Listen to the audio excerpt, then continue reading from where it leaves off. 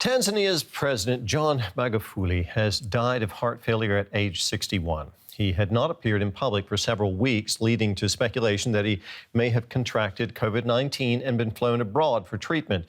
Magufuli had repeatedly played down the risk of the coronavirus and warned against taking vaccines. He hadn't been seen in public for nearly 3 weeks. Many began speculating that Tanzania's President John Magufuli was in bad health. Now, Vice President Samia Suluhu addressed the nation to say the president had died of heart failure. Funeral arrangements are being made, and you will be notified. Our country shall be in a mourning period of 14 days, and the flags shall fly at half-mast. She said Magufuli suffered heart complications for over 10 years. The popular leader was elected in 2015 and made a name for himself as a corruption-busting man of the people. His supporters expressed dismay at his death. I feel very sad, and I am suffering because we had our leader, our president. We loved him and he loved us, the poor. We were really shocked by the news, the death of our beloved president.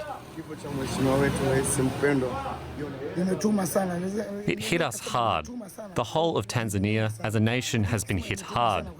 But for me personally, I am deeply affected.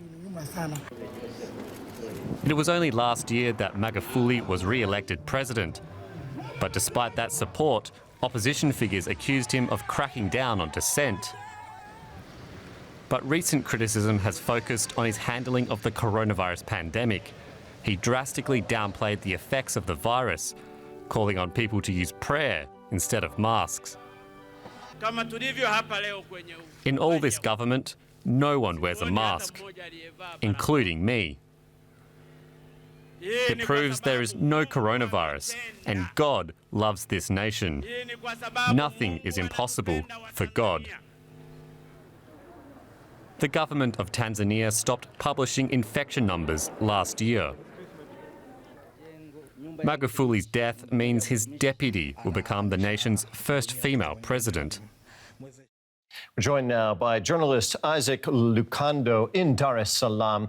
Isaac, John Magufuli reportedly died of a heart condition, but there had been a lot of speculation that he'd caught COVID-19. Was that ever confirmed?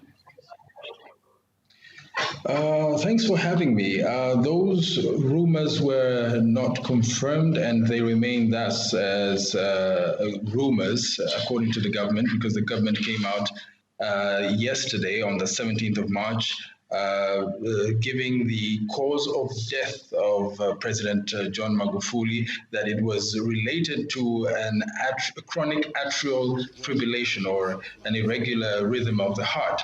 And the government stated that this condition he had been battling with for over 10 years. And it is no secret that he had been battling some form of a heart ailment. So this information was public knowledge. Now, Magufuli had been in charge since 2015. How will he be remembered in Tanzania?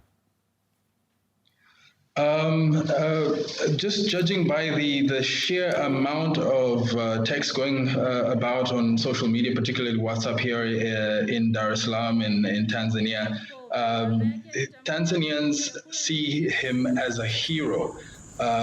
Most people I've seen on WhatsApp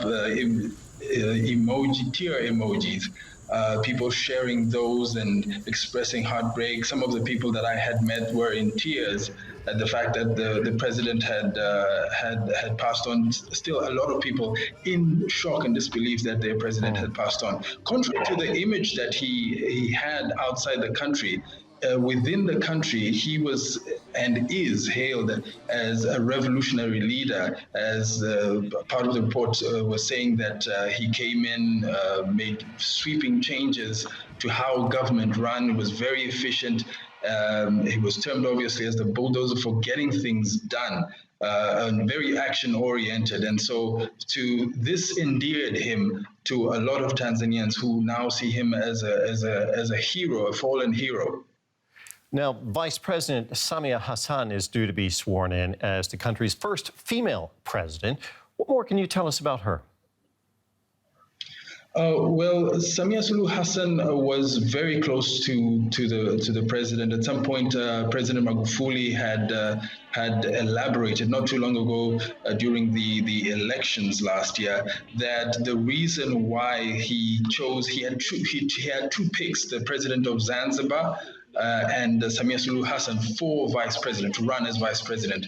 And he told the now president of Zanzibar, that the reason why he wasn't picked for the position was because Samia Suluhu Hassan was a woman, and he believed in the abilities of women and wanted to advance the cause of women. Obviously, a first in Tanzanian history to have a vice president who is a female, and now as acting president will now take on the reins as the president of the United Republic of Tanzania, also a first. Isaac, thank you very much. That was journalist Isaac Lukando in Dar es Salaam.